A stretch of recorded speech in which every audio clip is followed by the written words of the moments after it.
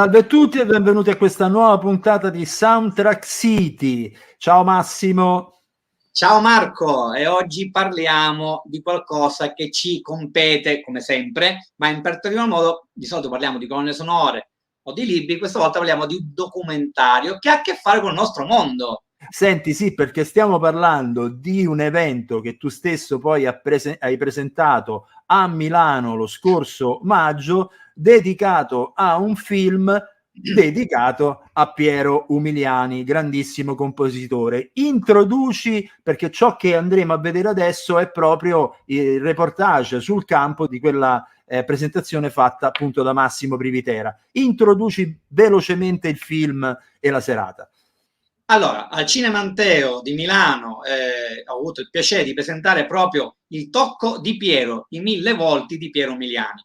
Film documentario bellissimo, pregno zeppo di musica, meno male, di un grande autore che ha fatto grande la storia della musica applicata alle immagini, ed è un documentario assai interessante, oltre che parliamo di un autore che a tutti è noto, soprattutto per Manà Manà, famoso pezzo che poi in realtà è stato adottato dai Muppet, come tutti ben sappiamo, ma che nasceva col film, con il Mondo Movie, Svezia, Inferno e Paradiso di Luigi Scattini.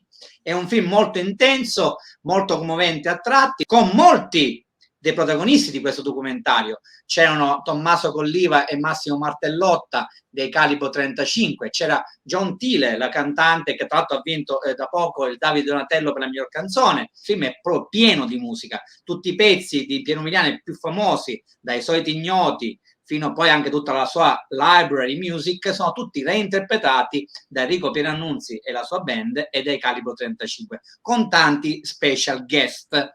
E quello che andremo a vedere è proprio questa presentazione che ho curato con tutti questi protagonisti, tra cui anche Elisabetta Umiliani, la figlia di Piero, e poi altri ospiti d'onore.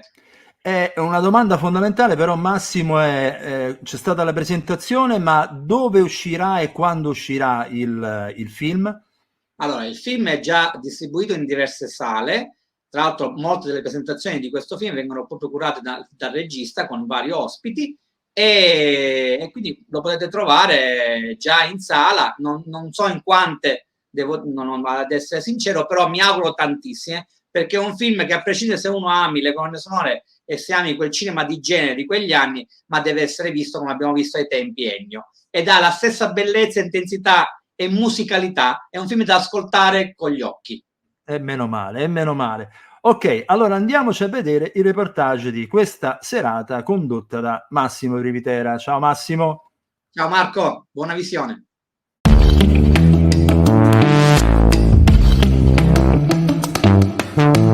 Benvenuti in questa serata prettamente musicale, che questo è un film che lo si deve vivere musicalmente, quindi ascoltare. Sono delle rare occasioni in cui si parla ovviamente di un grande compositore che ha segnato la storia non solo della musica applicata alle immagini della settima arte, ma anche della musica tout court. E diciamo a Massimo Martella, che è il regista, gli farei un applauso. Abbiamo un parterre di ospiti incredibile stasera, perché ci sono molti di coloro che hanno partecipato a questo bellissimo documentario. Bellissimo, lo dico, lo aggettivo ancora di più perché l'ho visto 3 volte, proprio l'ho analizzato fotogramma per fotogramma, e fotoceco ovviamente a Massimo, perché gli ho detto che ho avuto la stessa emozionalità, lo stesso riscontro che ho avuto con un altro grande documentario, un altro straordinario elemento internazionale che è stato Ennio Morricone, per il documentario di Tornatore su Ennio, e devo dire che la stessa emozionalità me l'ha passata Massimo, perché è riuscito a far vivere Piero Umiliani. Lì c'era Ennio che era ancora vivo ed era sullo schermo, qui Piero ovviamente non c'era, però Massimo l'ha fatto venire fuori in tutta la sua eleganza, in tutta la sua vita jazz e non solo. Tra l'altro c'è una bellissima battuta che c'è nel film che lo dice tra l'altro Piero stesso: il jazz è il ritmo perché viene dall'Africa. Sono sempre un po' di battute, ora delle quali ci le raccontiamo, però qui quello che mi è venuto fuori dopo la terza visione, c'è il cuore del jazz e c'è il cuore di Piero nel film. Ci ritrovi in questo? Beh, scusate la voce che non so perché mi sta abbandonando. Emozione. Sì, innanzitutto grazie di essere qui, spero che sia un'esperienza particolarmente piacevole. Io ho cercato di fare un film jazz, perché Piero Migliani è nato jazzista, a 14 anni già era impazzito per la musica sincopata, come veniva chiamata all'epoca, e sentirete poi quali sono state le sue ultime parole. Ha dedicato alla musica la sua vita e io non potevo fare altro per mangiarlo che utilizzare la sua musica e metterla al centro del racconto. Quindi però, oltre a questo, quello che ho cercato di fare è raccontare la trasformazione del gusto musicale degli italiani dal momento in cui lui si affaccia per la prima volta con, lo vedete, con le band improvvisate di italiani che venivano in soccorso dei musicisti jazz a seguito delle truppe alleate nel dopoguerra, nell'immediato dopoguerra. Comincia in quel momento e fino agli anni '80 è un protagonista della scena musicale italiana, delle colonne sonore e non solo, e ho cercato di raccontare anche come in quegli anni si trasforma il gusto musicale degli italiani. Lui è sempre stato nel mezzo, è sempre stato un po' al centro di quello che si sta trasformando, e una parte poi paradossalmente la sua produzione musicale è tornata prepotentemente di moda negli anni 90 e dopo, col nome lounge music, e ridandogli una nuova giovinezza che lui non si aspettava di avere. Tra l'altro volevo fare vedere che ce l'abbiamo quasi in esclusiva, qua c'è il CD, ma poi c'è anche il vinile del Tocco di Piero, e sentirete che musica, perché in questo film c'è tanta musica e la si sente dall'inizio alla fine, non è troncata, sfumata, come si sente nella sua interezza, quindi si vive proprio la musicalità di Piero. E poi volevo fare vedere un altro libro, che tra l'altro qui abbiamo anche il suo editore dell'edizione Globasta, che è questo libro che ha ispirato molto il percorso di Massimo cercando di sviluppare il film su Manà, lo capite, Manà non c'è bisogno neanche di raccontarlo. Però ci tenevo, prima di fare due chiacchiere con gli ospiti che abbiamo, molti dei vivi partecipanti di questo documentario, sappiate che Piero è stato capace di mutare la forma jazz nel cinema, e non solo, perché il jazz veniva utilizzato per commentare le immagini, soprattutto nei noir, nei film drammatici, melodrammatici. Però è la famosa idea, grazie anche all'aiuto, al supporto di Armando Trovaioli, che disse no, affida Monicelli a Piero i soliti ignoti, e lì cambiò veramente il volto del jazz al cinema. Da quel momento in poi il jazz fu il commento per eccellenza delle commedie, e anche gli americani questa cosa la colsero e la fecero propria, e anche loro mutarono il modo di gestire. Però noi abbiamo un sacco, li vuoi presentare tu i nostri ospiti? Per esempio, parto da una delle due figlie di Piero Migliani, che è Elisabetta Migliani, senza il cui totale supporto il film non sarebbe stato minimamente possibile. Voi sentirete nel film, non solo vedrete i luoghi dove ha vissuto Piero, i luoghi dove ha realizzato la sua musica, perché lo studio di Piero Migliani è ancora esistente dal 68, che è uno studio che all'epoca era d'avanguardia. Tutte le musiche che sentirete, anche quelle diciamo di repertorio, cioè quelle che non sono suonate live, sono di Piero, e senza la loro disponibilità questa cosa non si sarebbe potuta fare. Finisco gli inviti. Simona Severini, che canta nel film,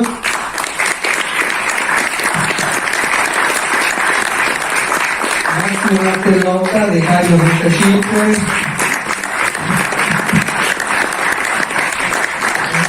suonano la session milanese, diciamo, della seconda parte della produzione di Piero Migliani, Tommaso Corriva, che è dei Caio 35,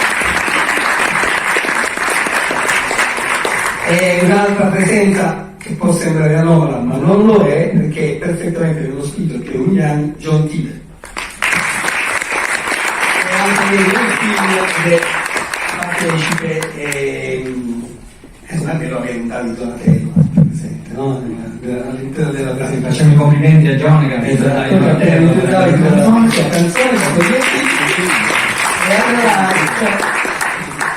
Esatto, ma siccome diciamo il tempo stringe, però però è giusto parlare a tutti questo un po' di parterre di ospiti. Io inizierei giustamente dalle donne e inizierei da te. Va bene? Io la domanda che mi faccio: cosa hai scoperto riguardando il documentario, una volta che poi ovviamente è stato prodotto, realizzato, montato? Cosa hai scoperto di tuo papà che magari fino a quel momento ancora era rimasto lì in un cassetto, magari hai aperto questo cassetto e è venuto fuori ancora di più?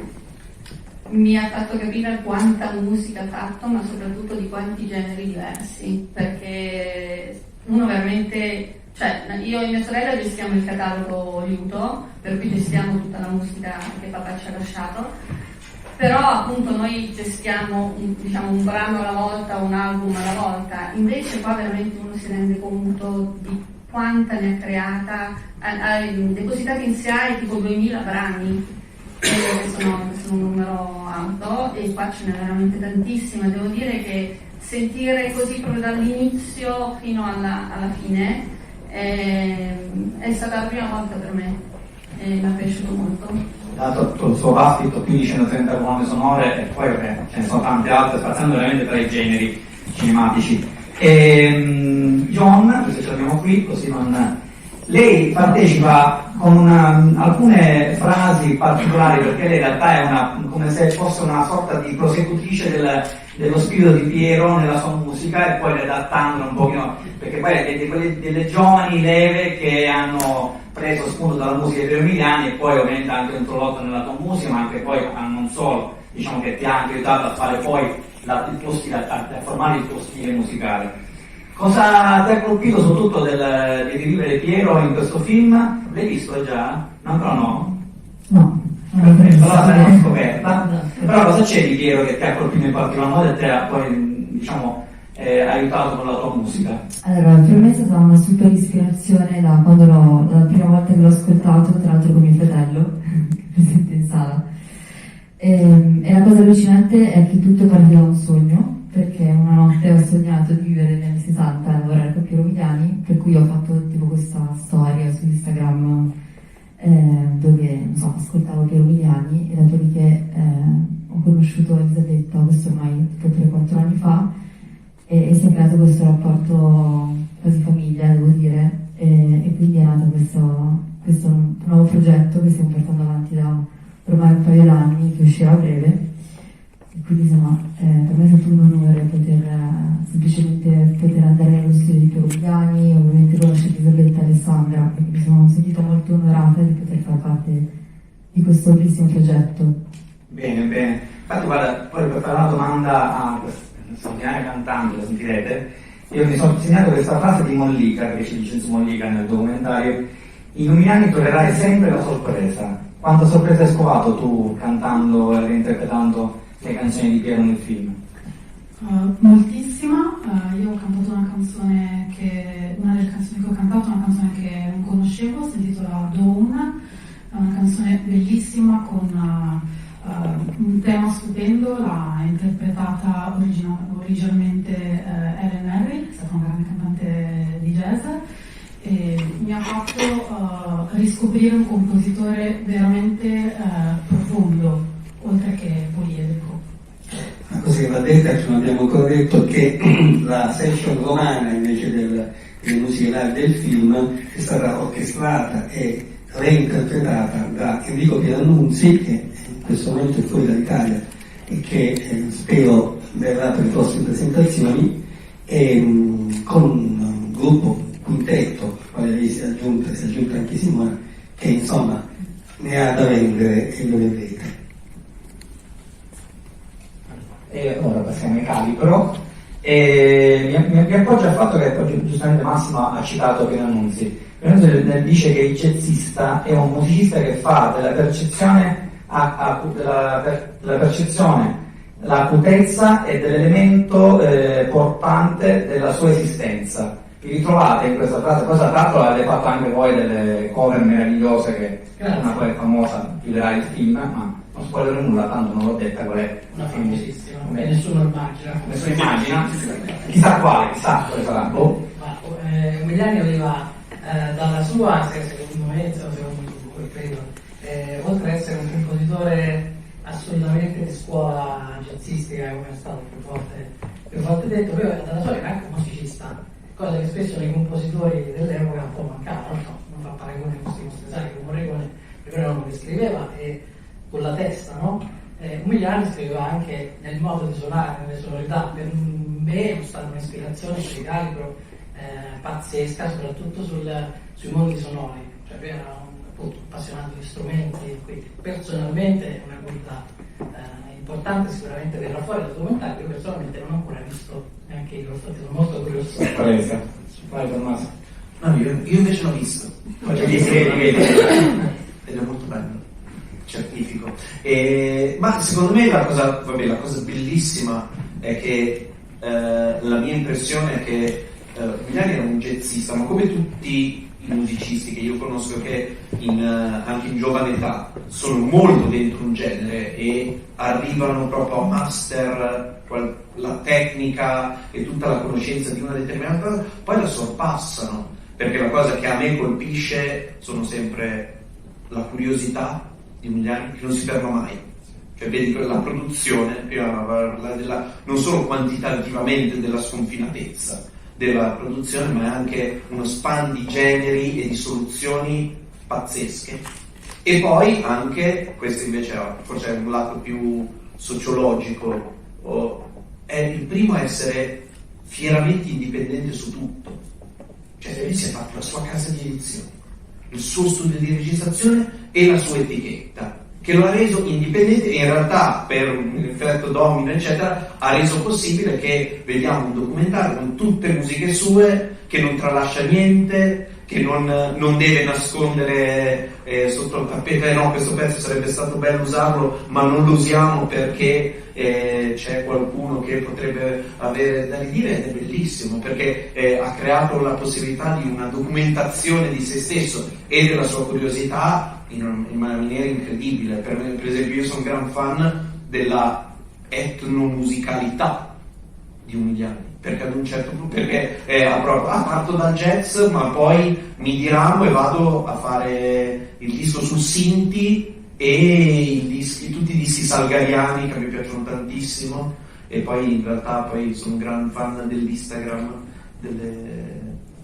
sorelle Umiliani quando postano le foto delle vacanze dei tempi che furono, a me piacciono tantissimo perché mi dà un'idea delle ispirazioni esotiche di Umiliani, mi piacciono tantissimo. Sì, ma tra l'altro c'è una frequenza dove c'è per l'appunto lei che guarda nel suo mare il luogo di vacanza, che poi l'ho raccontato, che è anche una parte abbastanza commovente, e io vi consiglio di vedere questo film ascoltandolo con gli occhi, ed è uno dei rari casi in cui veramente un film parla di già di per sé un grandissimo compositore, un grandissimo autore, musicista, ma ne parla veramente con gran cuore, ed è questa la bellezza del film di Massimo. Vai. Alla fine del film qui ci sarà un'altra proiezione, quindi la sala verrà svuotata, però io mi tratterrò da qualche parte, non so che dove, forse decidere qui. Se qualcuno vuole chiedere delle cose e vuole sapere delle curiosità, io ci sono. Prima cosa. Seconda cosa, il film si conclude con la fine dei titoli di coda, perché l'ultimo brano è sul titolo di coda. Grazie, buona visione.